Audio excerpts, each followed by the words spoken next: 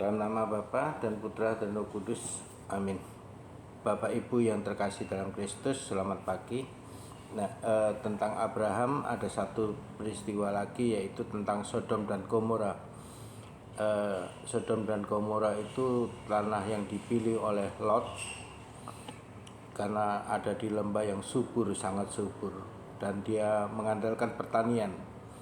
Di situ mereka punya tugu pemujaan, dan mereka punya kepercayaan kalau mereka melakukan hubungan seks yang ditonton oleh semua orang di situ akan menimbulkan suatu rasa rangsangan pada dewa dan dewi kesuburan.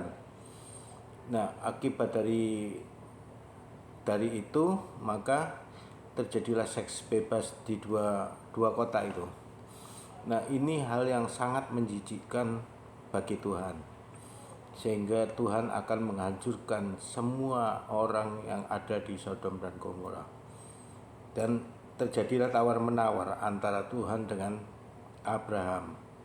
Abraham mengatakan, Tuhan, seandainya ada 45 orang yang orang baik, ya, artinya 45 orang yang tidak melakukan seks bebas di situ, apakah engkau akan tetap menghancurkan Sodom dan Gomora? Tuhan berkata, tidak.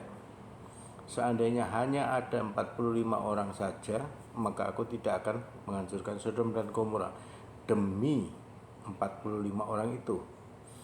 Kemudian turun lagi, kalau 40 bagaimana, kalau 35 gimana, sampai akhirnya 10 orang. Dan Tuhan mengatakan, jika ada 10 orang baik di Sodom dan Gomora, maka demi 10 orang ini aku tidak akan menghancurkan kedua kota ini. Lalu setelah itu Tuhan meninggalkan Abraham. Nah, Tuhan menghancurkan dengan Sodom dan Gomora ini dengan hujan belerang. Tapi hanya Lot dan keluarganya yang dibebaskan dari kematian. Jadi Lot dan keluarganya harus meninggalkan Sodom dan Gomora dengan satu catatan, jangan menoleh ke belakang. Tetapi di tengah jalan istri Lot menoleh ke belakang dan seluruh tubuhnya menjadi garam. Jadi istri Lot menjadi tiang garam, artinya betul-betul seluruh tubuhnya itu jadi garam, berubah jadi garam. Pertanyaannya, kenapa Tuhan kok begitu jahat, ya? Bahwa hanya menoleh ke belakang dia menjadi tiang garam. Jawabannya, kalau kamu menoleh ke belakang berarti hatimu ada di situ. Kamu adalah bagian dari Sodom dan Gomora. Nah, seperti sepasang kekasih, ya, lelaki dan perempuan, kemudian mereka memutuskan untuk berpisah.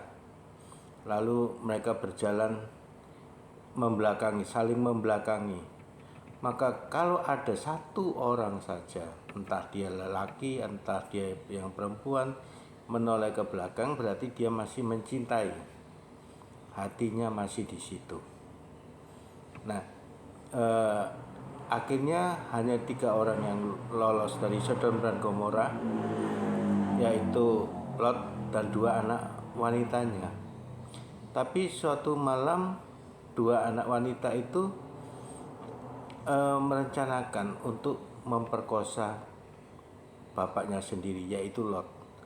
Lot dibuat mabuk, kemudian yang sulung bersetubuh dengan Lot, besoknya yang bungsu bersetubuh dengan Lot, sehingga kedua-duanya itu mengandung. Jadi sebetulnya tidak salah bahwa jika semua orang itu dihabiskan di Sodom dan Gomora, karena kejahatan seksualitas itu luar biasa sekali.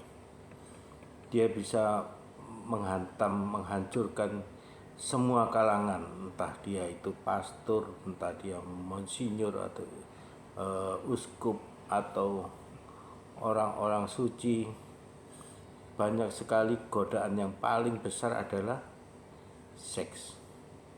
Jadi kejahatan seksualitas itu kejahatan yang paling tua sebetulnya. Ada 7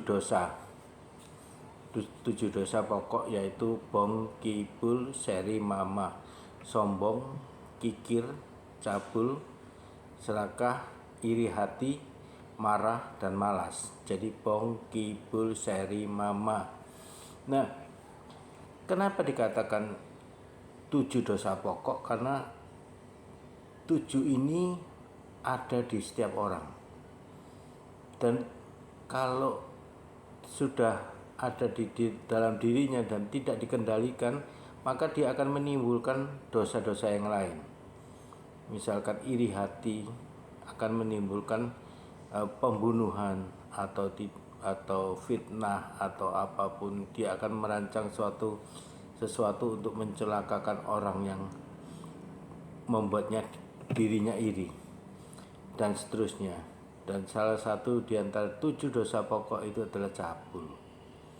Jadi kalau kita mendengarkan pemuka agama, entah siapapun juga dia, pastor, monsinyur atau pendeta atau siapapun juga, yang khotbahnya begitu bagus, yang dikagumi oleh seluruh orang di dunia, tetapi kalau keluarganya tidak beres, orang seperti itu tidak usah didengarkan. Jadi orang itu sungguh-sungguh bisa setia pada Tuhan atau tidak kalau dia tidak jatuh ke dosa seksualitas. Jadi kita bisa melihat orang ini dekat dengan Tuhan atau tidak. Kita lihat dulu bagaimana rekodnya tentang kejahatan seksualitasnya. Kalau dia bisa mengendalikan diri dalam hal seksualitas, maka dia bisa dikatakan dekat dengan Tuhan. Maka satu orang pastor mengatakan, kalau suami istri itu setia seumur hidupnya, maka begitu mati dia langsung masuk surga. Karena itu artinya dia orang suci, orang kudus. Sulit untuk setia memang, karena kejahatan seksualitas itu senjata yang paling sering digunakan setan untuk menghancurkan semua manusia dari semua golongan. Nah, yang kedua, ada pertanyaan tentang hari kiamat. Yesus mengatakan tidak ada yang tahu kecuali Bapa yang di surga. Anak manusia pun tidak tahu.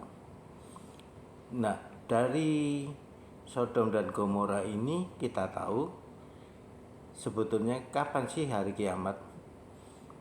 Jadi dikatakan Tuhan mengatakan pada Abraham, kalau ada 10 orang saja di dalam Sodom dan Gomora, 10 orang baik, maka Sodom dan Gomora akan diselamatkan. Maka ketika ada 1 orang saja di dalam keluarga itu yang dibaptis, maka 1 keluarga itu akan diselamatkan. Nah, bagaimana dunia ini akan kiamat kalau tidak ada lagi orang yang berdoa setia kepada Tuhan? Tidak ada lagi terapis, tidak ada lagi pendoa, maka dunia ini akan dihancurkan. Nah, kapan itu terjadi? Nggak tahu, karena manusia itu punya hak untuk memilih, kebebasan ya. Jadi dia punya bebas untuk memilih. Maka ketika Yesus ditanya kapan hari kiamat itu terjadi, Yesus mengatakan tidak tahu. Jadi tahu tetapi tidak tahu. Tahu akan terjadi kiamat, yaitu kalau tidak ada lagi orang yang berdoa pada Tuhan. semua orang menjauh dari Tuhan, maka itu akan segera kiamat. Tetapi kapan itu terjadi tidak tahu, karena kehendak bebas, itu namanya kehendak bebas manusia. Jadi selama masih ada manusia yang menggunakan kehendak bebasnya untuk menyembah Tuhan, maka selama itu pula tidak pernah terjadi hari kiamat. Jadi itulah mengapa Tuhan mengatakan, aku tidak tahu. Anak manusia pun juga tidak tahu kapan itu terjadi. Karena ditentukan bukan lagi oleh anak manusia, tetapi ditentukan oleh hati kita sendiri. Ketika tidak ada lagi orang yang mau berdoa pada Tuhan, yang mau setia pada Tuhan, disitulah dunia ini akan dihabiskan. Amin. Kemuliaan kepada Bapa dan Putra dan Roh Kudus, seperti pada permulaan, sekarang, selalu, dan sepanjang segala abad. Amin. Dalam nama Bapa dan Putra dan Roh Kudus. Amin.